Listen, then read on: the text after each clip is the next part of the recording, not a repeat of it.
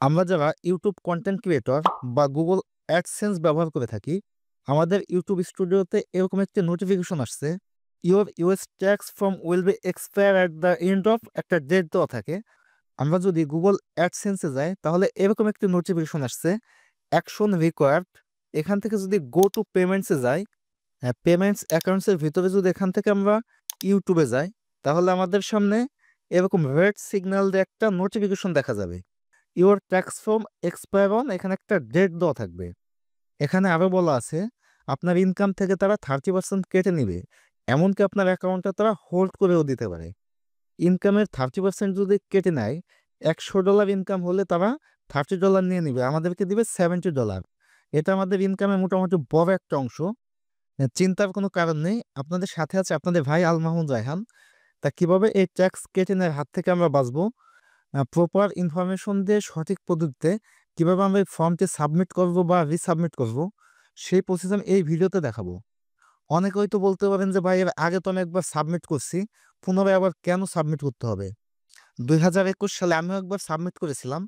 আমরা যে সাবমিটটা আগে করছি সেটার ডেটটা এক্সপায়ার হয়ে গেছে, এখন নতুন করে আবার রিসাবমিট করতে হবে। চলুন পুরো প্রসেসটা আমরা একটু দেখি। আমি সাধারণত টেক এবং কম্পিউটার রিলেটেড ভিডিও আপলোড করে থাকি। নতুন নতুন ভিডিওর আপডেট পেতে আমার ইউটিউব চ্যানেলটি সাবস্ক্রাইব করে এবং ফেসবুক পেজটি ফলো দিয়ে সাথেই থাকুন। আমার চ্যানেলের উপর এখানে ডিসক্রিপশনে এবং আমার এই ভিডিওর ডিসক্রিপশনে আমার সকল সোশ্যাল মিডিয়ার লিঙ্ক দেওয়া থাকবে, আপনি চাইলে আমার সাথে সোশ্যাল মিডিয়াতে কানেক্ট হতে পারেন। সাবমিট করার জন্য প্রথমে আমাদেরকে গুগল অ্যাডসেন্স অ্যাকাউন্টে লগ ইন করতে হবে। এর পাশেই গো টু পেমেন্টস অপশন পাবেন, গো টু পেমেন্টস অপশনে যাবেন, অথবা ব্যালেন্সের এখানে থ্রি ডটে ক্লিক করে ভিউ পেমেন্টসে গেলেও আপনি অপশনটি পেয়ে যাবেন। আমরা গো টু পেমেন্টসে যাব, সাবমিট নিউ ফর্মে ক্লিক করে ওপেন করব। 2021 সালে আমি যে সাবমিট করছিলাম সেটার ইনফরমেশন এখানে শো করবে। আগে যদি আপনি সাবমিট না করে থাকেন, এটাই যদি আপনার প্রথম হয়, তাহলে এখানে এই ইনফরমেশনগুলো শো করবে না। সাবমিট নিউ ফর্মের অপশনটি এখানে পাবো। আমি ফর্মটা এখান থেকে ক্লিক করে ওপেন করব না, আমি নতুন আর একটা ট্যাবে সেম এই পর্যন্ত আসব। আমি কেন একই পেজ নতুন আর একটা ট্যাবে ওপেন করলাম, কারণ আমি আগে যে ইনফরমেশনগুলো সাবমিট করছিলাম এখনও সেম একই ইনফরমেশন সাবমিট করব। পাশের ট্যাব থেকে ইনফরমেশনগুলো সহজেই যাতে দেখে নিতে পারি, এই জন্য নতুন একটা ট্যাবে ওপেন করা। আপনি চাইলে স্ক্রিনশট নিয়ে একটা ট্যাবেই কাজ করতে পারেন।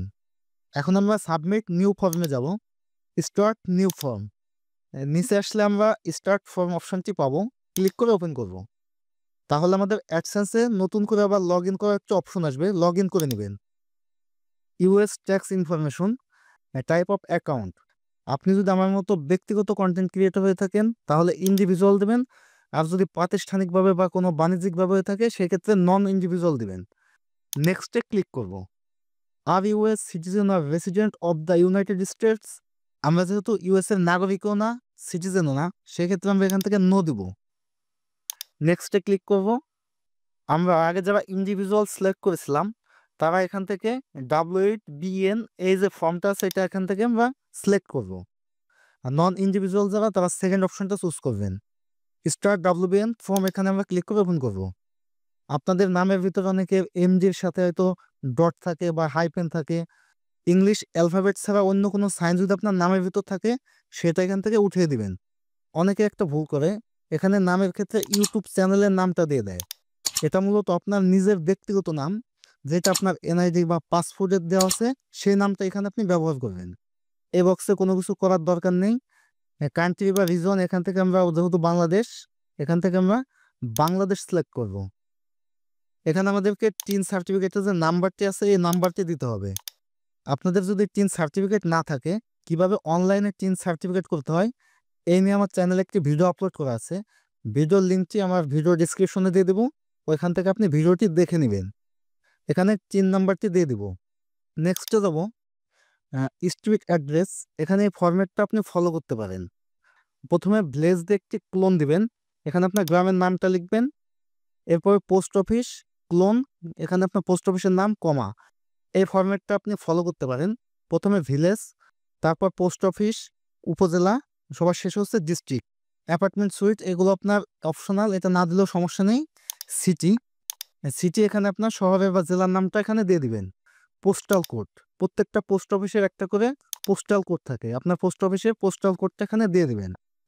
মেইলিং অ্যাড্রেস, আপনার পার্মানেন্ট অ্যাড্রেস এবং মেইলিং অ্যাড্রেসটা যদি আলাদা হয় সেক্ষেত্রে এখানে আপনি টাইপ করে লিখে দিবেন।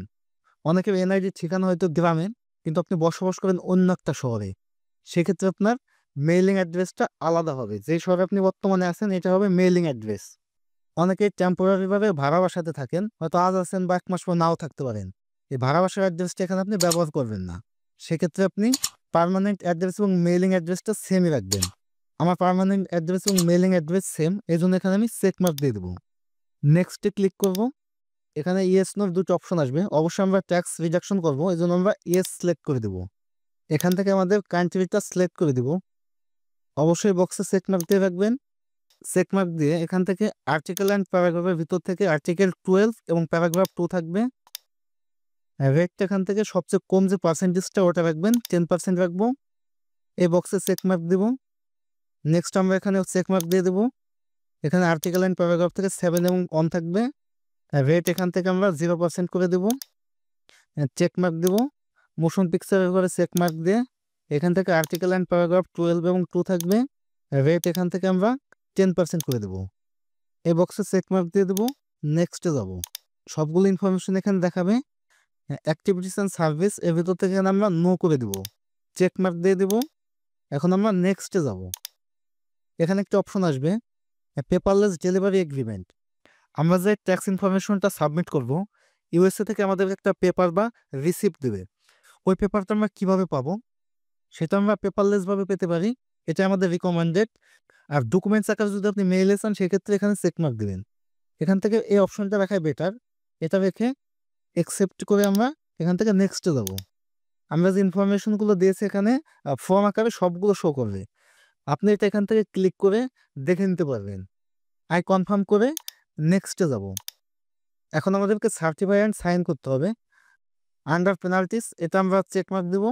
নিচে আসবো, নিচে এখানে আই এম সার্টিফাই এটাও চেক মার্ক দিয়ে দিব। এখানে আমাদেরকে কোন বছরে আমরা সাবমিট করব, আমরা সালটা এখান থেকে চুজ করে দেব। এখানে আমরা ডেটটা দিয়ে দেবো। ডেট ফরম্যাটের প্রথমে দেবো হচ্ছে ডে, পরবর্তীতে মাস এবং শেষে থাকবে সাল। এই ফরম্যাটটা ফলো করবেন। বেনিফিশিয়ালের যে অপশন যেখানে আমরা ইয়েস দিয়ে দিব, এখানে আমাদেরকে লিগেল নামটা থাকবে। সব কিছু ঠিক থাকলে আমরা এখান থেকে সাবমিটে ক্লিক করব।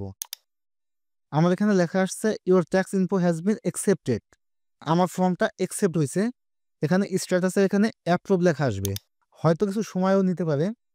অনেকের ক্ষেত্রে এডিশনাল কিছু ইনফরমেশনের ছবি আপলোড করা লাগে, বিশেষ করে টিন সার্টিফিকেট বা এনআইডি বা পাসপোর্টের ছবি এগুলো দেওয়া লাগতে পারে।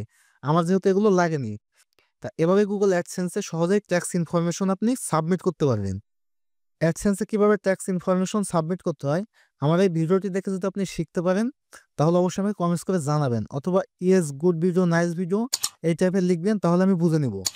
আর ভিডিওটি যদি আপনার কাছে হেল্পফুল মনে হয়ে থাকে তাহলে একটা লাইক দেবেন এবং শেয়ার দিয়ে দিবেন। ভালো থাকুন, সুস্থ থাকুন, সাবস্ক্রাইব করে আমার ইউটিউব চ্যানেলের সাথেই থাকুন।